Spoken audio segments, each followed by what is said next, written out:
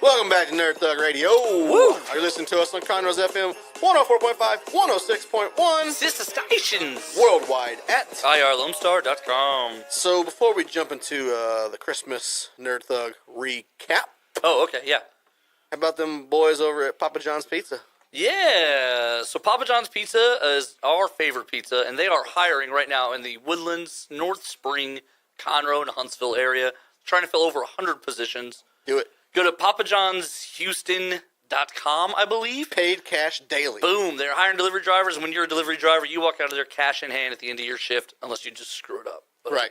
I mean, you're not supposed to get tipped, but you get tipped. Right. Can you give a ballpark at like what they kind of make doing that? Yeah, 15 absolutely. bucks an hour. So they estimate around $15 an hour. Nailed If you come in and work a rush, so you work from 4 to like 9 o'clock, that's about 5 hours. You should walk out of there with about $50 to $70 in your hands, somewhere in that range.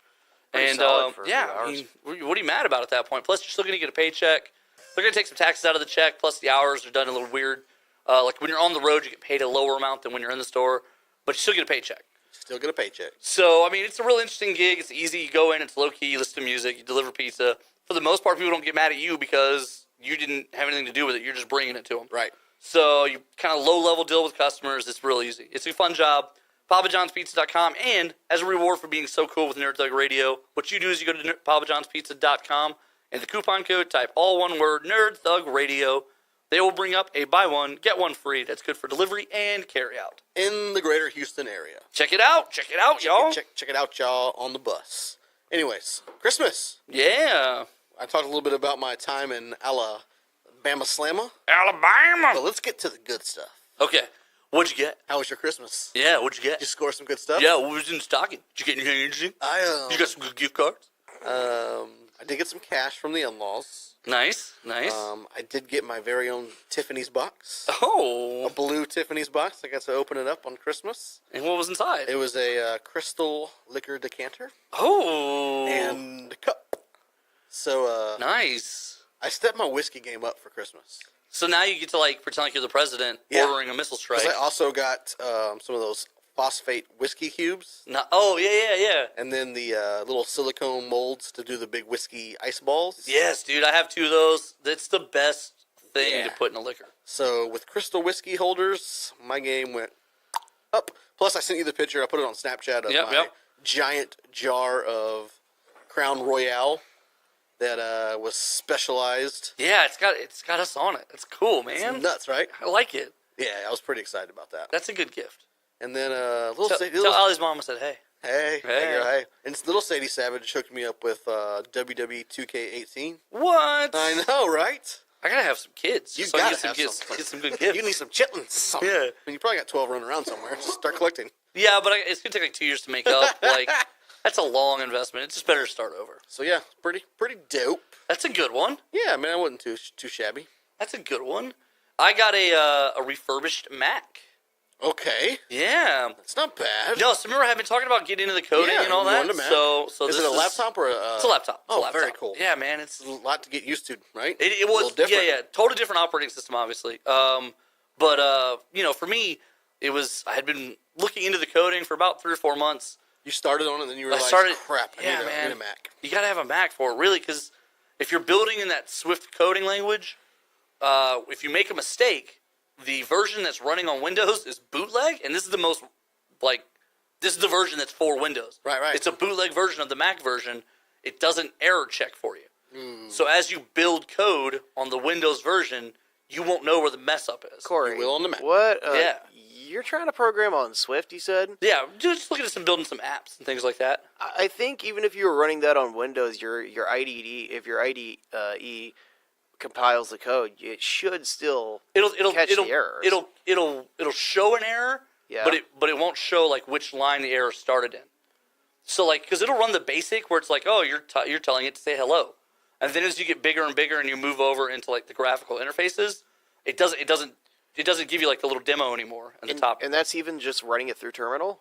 Like, Yeah, say when you compile and run the code through terminal, like it doesn't. No, tell that's you the thing is what it doesn't line run it the through error is? terminal. It on the little Windows bootleg version, it just runs it out of because Xcode. No, what do you mean by boot? Oh, you're running Xcode off Windows or Hackintosh?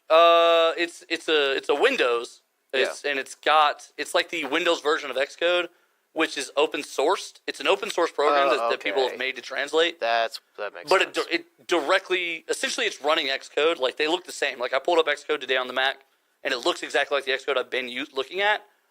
But now I'll know where or if I make mistakes. So what in particular brought you to... So I'm tired of going to my own fridge. No, so I'm working on building an app to where someone just comes to my house and goes to my fridge for me. I feel like all of my gifts were alcohol related. See? No, what do you mean by, why Swift, though?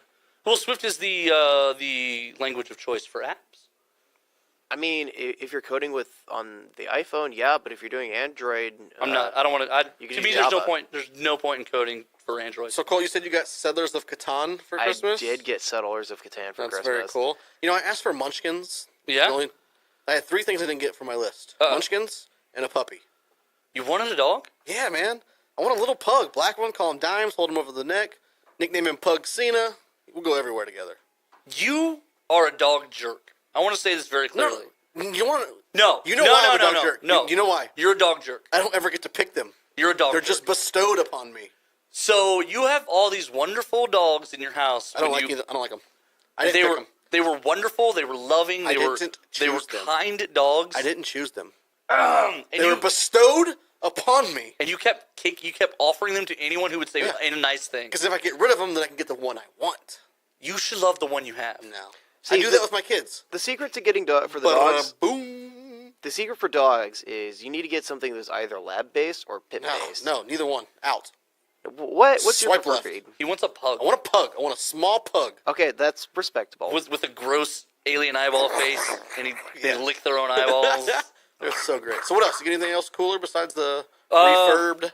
That, and I got a cool retro Star Wars T-shirt. Oh, very cool. Yeah, those are the highlights. It was good though. I mean, it was chill. It's all for the kids. I did get a DVD that I'm going to begin watching very soon with your brother-in-law Gus.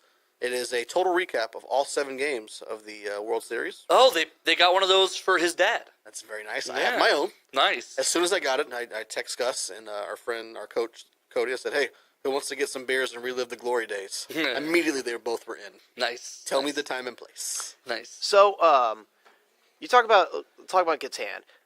Here's I think the reason why people say it's a really great game, because one, the way it's set up for those who aren't familiar, Catan is where the different all the players start with settlements on this island, and the island yields resources every turn. And so you collect resources, then you use those to build roads and infrastructure and bigger settlements so you can collect more resources. And was it like SimCity on a board game? Kind of sounds like it. Kind of. But here's the 2 things that make it a really good game. One, the board can be random every day. Since it's it works with modular hex tiles. You can set the board up completely differently every time. Okay, that is cool. That's very neat. That's cool. 2, because the board is random and each tile corresponds with a certain number, and on everybody's turn, you roll 2d6s, and whatever number shows up, those tiles give resources that turn. So there's this feast and famine dynamic in which it's kind of dependent on what the dice roll and where your settlements are. So you want to live on 7s? 7s. Well, no, sevens. Yo, 11. Mess up your hand. If you roll 7, which of course is the most likely, it's the most common number.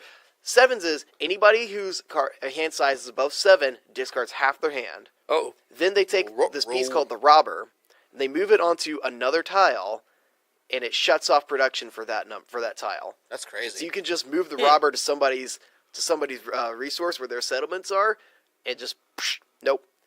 But there's that scarcity element where you need resources to build the settlements, but you might not have them all, so you have to go trade with your opponents. You have to convince them to give you the resources to get ahead in the game. So it's like when you play Commander in Magic, how there's that political dynamic of hey, who are you attacking? And, okay, who's gonna die this turn? Right. It's that same element of politics, which you got to convince somebody to give you those sheep. Sadie Savage got the entire Harry Potter book series. Nice. You would have thought she was in heaven. she came unglued. Although the thing that kind of stunk, so one of the big gifts we got Little Willie Savage was Marvel Lego 2. Yeah. And so he opened it up, he's pumped, he's planning on his Switch all the way to Alabama. And then Christmas Eve comes, we open presents with the in-laws. Oh, no. They bought him Marvel Lego, the deluxe edition. It's like, oh, way to one-up us. You sama-ma-ma-ma. I was like, well, I guess we'll just take this one back here and get you something else here shortly. The one you already opened? Keep the deluxe? Yeah. Oh, yeah, get the deluxe. It's got all the caricatures. Oh, you're right. Yeah, good point. Unlocked. Baby. What's the difference in the deluxe version? Deluxe edition comes with all the characters unlocked already. So you don't have to... you don't have to do all, like, the... So Marvel Lego, like... Kids these days have it so easy. Well, in Marvel Lego, you could literally play for months and not unlock all of them. The first Marvel Lego, we've logged probably a solid 2 months. Like, if you count out the hours, and we still haven't unlocked all the characters. Yeah. Wait, how does that work? Like, because I played when the first, like, Lego Star Wars 1 and 2 came out. Really? What's different about it? Marvel Lego is like an open world scenario. So you might not encounter all the stuff. You have different missions you go through, but then in between missions, it's like Grand Theft Auto. It's open world. You can go do side missions. So you could, like, stumble upon Magneto floating around, and he's like, remember the Brotherhood of Evil Mutant? And then he takes you to a mission. You fight a guy, you unlock the White Queen. And then, like, the more gold bricks you get, it unlocks, like, special levels and stuff like that. So how do the heroes work? Like, how are they different? Right. Like, surely the Magneto and Spider-Man and Iron Man aren't just skins in the game. They all do their stuff. Captain America throws a shield, and Spider-Man swings with his web, and like, they move differently, they fight differently. Some fly, some don't. Wolverine heals in the game. Oh, he had better. Yeah. Some of them can dig. Doug. Dig Doug? Yeah, you know what I'm talking about? Yeah. But with that, let's dig Doug out to a break. And when we come back, who knows what we're going to talk about? Not us. This is Nerd Thug Radio. Woo!